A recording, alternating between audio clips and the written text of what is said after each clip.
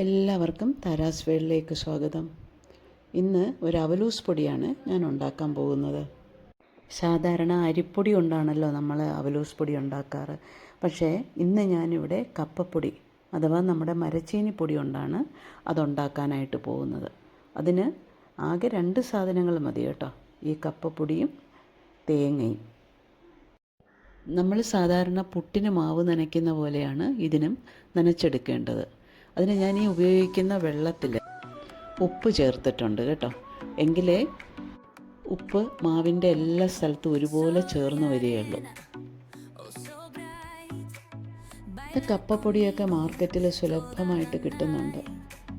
നമുക്ക് വീട്ടിലും കപ്പ മേടിച്ച് ഇതുപോലെ ഉണക്കി പൊടിച്ച് വെക്കുകയാണെങ്കിൽ ഇങ്ങനെയുള്ള പലഹാരങ്ങളൊക്കെ ഉണ്ടാക്കാനായിട്ട് അത് ഉപയോഗിക്കാം.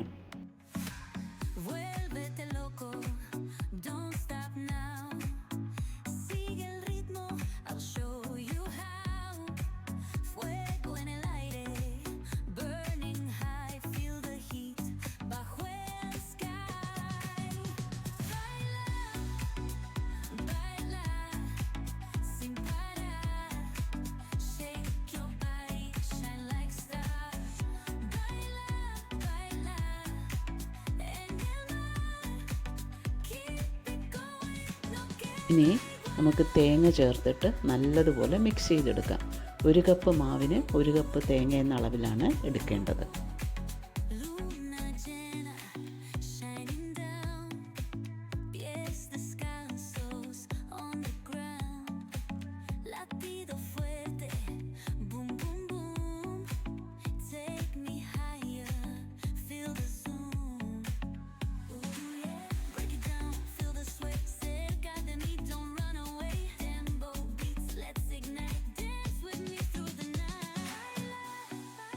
ഇത് ഒന്ന് സെറ്റാവാൻ വേണ്ടിയിട്ട് നമുക്കൊരു 10 മിനിറ്റ് അടച്ചു വെച്ച് വെയിറ്റ് ചെയ്യാം.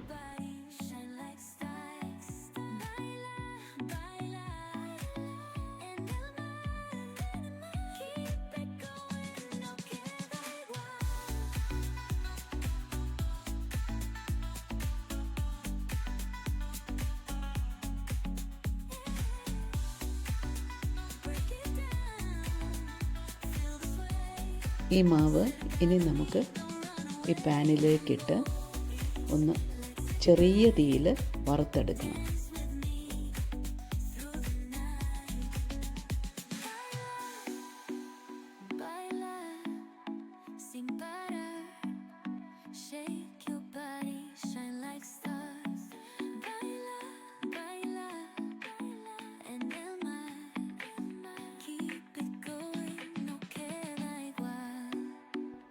ഏകദേശം ഗോൾഡൻ ബ്രൗൺ ആകുന്നവരെ നമ്മൾ ഈ മാവ് ഇങ്ങനെ ഇളക്കിക്കൊണ്ടിരിക്കണം.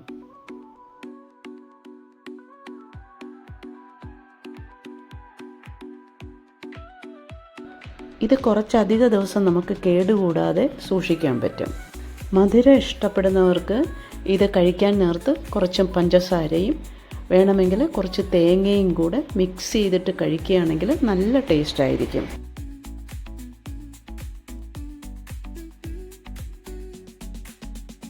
നമ്മുടെ അവലൂസ് പൊടി ഇവിടെ റെഡി ആയിട്ടുണ്ട്.